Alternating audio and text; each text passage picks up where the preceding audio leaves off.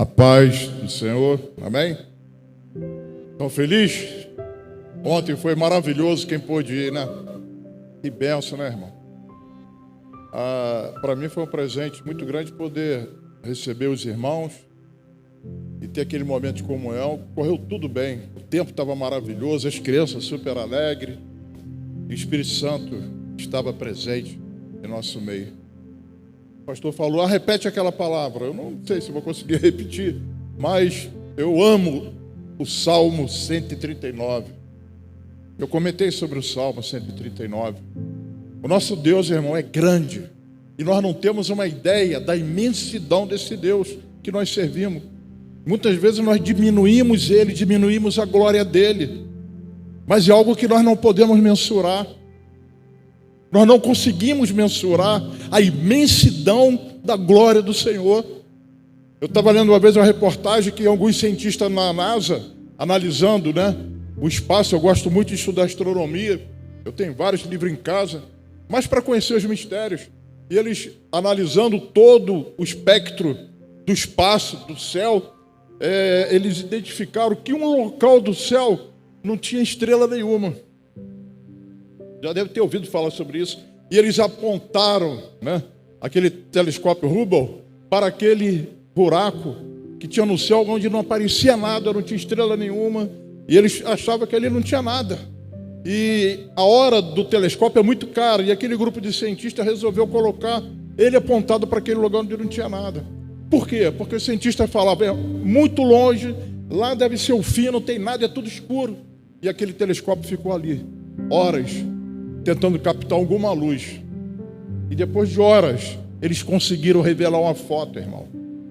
E naquela foto apareceram milhares de galáxias com bilhões de estrelas, com a distância de mais de 13 bilhões de anos-luz de distância da Terra. Talvez você não compreenda muito essa matemática, que é meio complicado, mas, irmão, é uma coisa absurda. Onde não tinha nada, o telescópio identificou milhares de galáxias com bilhões de estrelas. Que Deus é esse? Que pega o universo na palma da mão, é como uma gota d'água. Que Deus é esse, irmão? Que tem o universo na mão dele. Que conhece as estrelas pelo nome. Eu não sei o nome de todos vocês, mas Deus conhece bilhões de estrelas, uma a uma, pelo nome. E o mais surpreendente, que o Salmo 139 diz que Ele conhece você. Ele conhece o teu andar, o teu caminhar, o teu levantar, o teu deitar. Quando você fica meditando, Ele conhece os teus pensamentos. E os pensamentos dele são maravilhosos a teu respeito. Ele entregou seu Filho para que você tivesse direito a gozar da vida eterna. E a gente às vezes diminui Deus da sua imensa glória. E nessa glória imensa, Ele sonda o teu coração. E você deve pensar, eu vou me esconder, eu vou para um lugar bem distante. Irmão, é tolice. Se você se esconder no quarto escuro, Deus está lá. Porque para Ele não tem diferença entre a escuridão e o dia. Se você procurar o buraco mais profundo entre os mortos, Salmo 139 diz que Ele está lá. Não, eu vou procurar a montanha mais alta, eu quero fugir para o lugar mais alto. Ele já está lá. Ele te conhece quando você foi formado no ventre da sua mãe. Você não tinha forma alguma, Ele já te conhecia.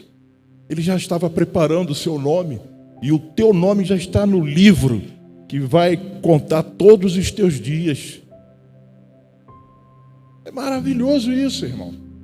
E eu falava das experiências que eu tive na minha vida, alguma breve experiência. Porque às vezes nós temos uma vida e a gente não consegue compreender as coisas que acontecem ao nosso redor. E Deus às vezes está do nosso lado, andando do seu lado. Anjos às vezes andam com você, falam com você, e você não tem visão, não percebe. Eu tive uma infância boa. Meu pai me deu uma ótima criação, pobre, né? Mas uma infância muito boa. Mas meu pai era um camarada muito duro, da roça, muito severo.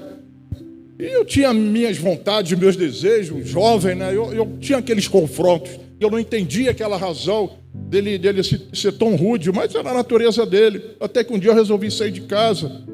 Eu saí de casa e resolvi andar para longe de casa pensando em realmente sair de casa. Devia ter uns 18, 17, não lembro muito bem a idade. Eu entrei no bar e eu pedi uma bebida, né? Manda uma bebida aí para mim, uma Antártica. Um Guaraná Antártica. O cara foi, botou lá o Guaraná. E alguém tocou nas minhas costas. Aí eu olhei, né? Ah, rapaz, você não é o filho do Valderes? Sou eu mesmo. Por quê? Eu conheço teu pai. Eu sou esposo da funcionária da empresa do teu pai. Eu conheci teu pai bem antes, né, da fundação da empresa.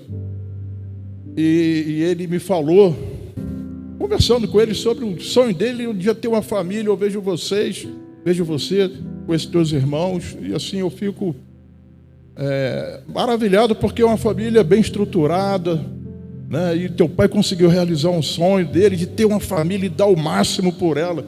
Eu olhei assim e falei, como que eu encontro esse cara falando do meu pai? Eu estou com raiva do meu pai. Quem é que mandou ele falar isso comigo? Quem mandou ele encontrar comigo? Ali mudou a minha ideia a respeito do meu pai.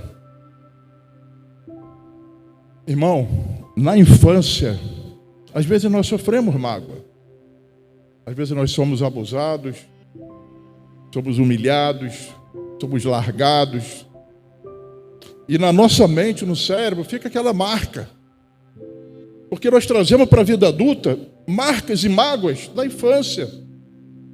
Mas o Evangelho tem um poder de transformar a sua mente.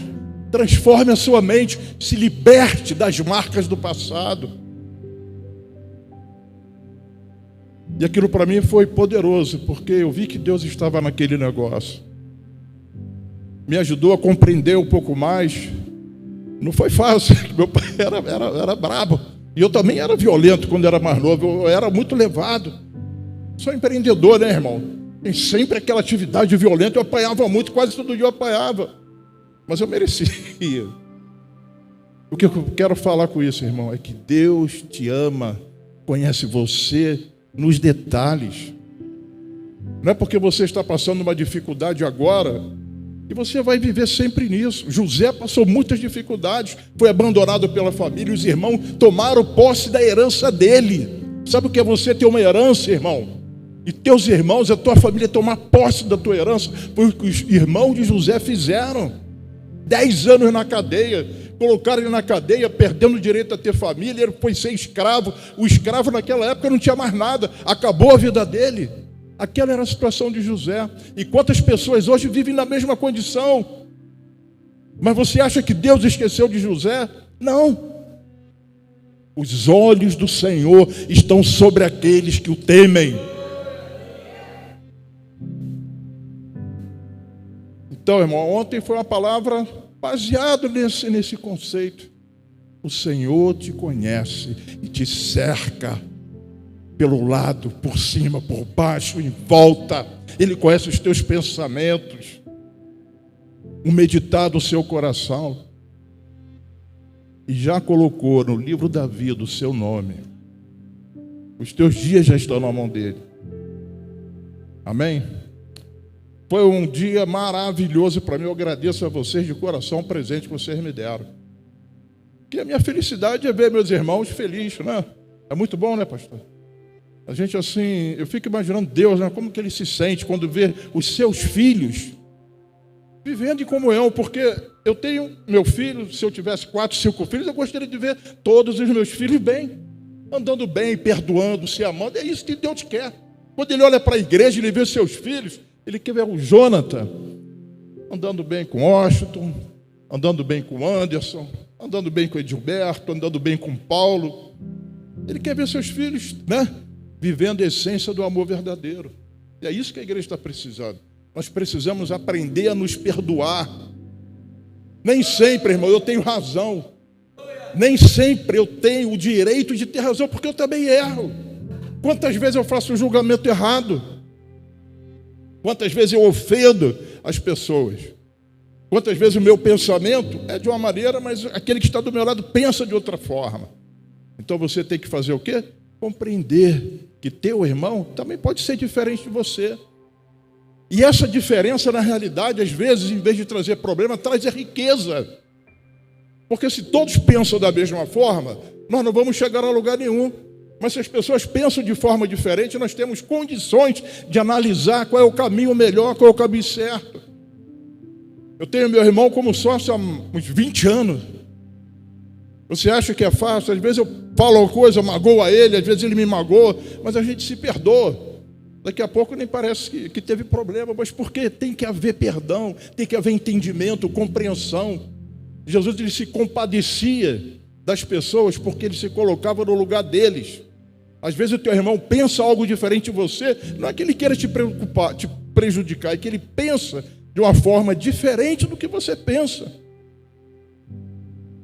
E não significa que não te ame. Não significa que não te ame.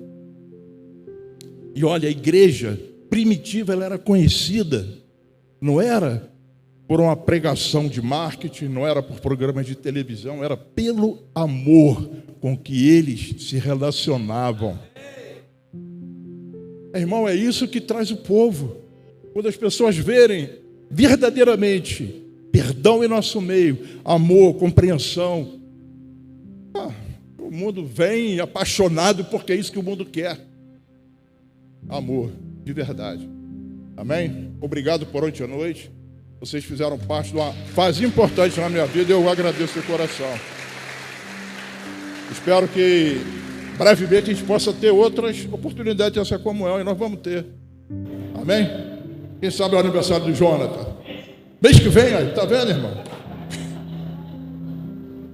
Amém. Vamos aplaudir Jesus. Eu vou continuar.